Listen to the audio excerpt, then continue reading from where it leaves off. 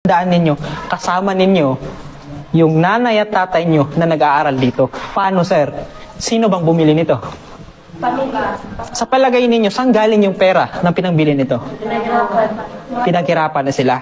So, ibig sabihin, every time na magsusulat kayo sa notebook ninyo, every time na mayroong tao sa harapan ninyo, makinig kayo. Kasi yung pinagharapan ng parents ninyo, hawak-hawak ninyo, kasama nyo sila. But by doing your best, kahit papano, yung pinagpaguran nila, na pinangbili nila nito, yung bagong bag, yung bagong sapatos, minsan nagagalit pa kayo kasi wala kayong ganito. Please, huwag kayong magalit sa kanila. Kasi gusto nilang ibigay lahat ng gusto ninyo. Kaso nga lang kulang din yung pera nila. So please, hindi ko sinasabing obligasyon nyo na gumanti sa parents ninyo. Ang tanong ko, mahal nyo ba parents niyo? Of course. Gusto nyo bang makita yung parents nyo nakatawa, nakangiti? Gusto mo, ma'am?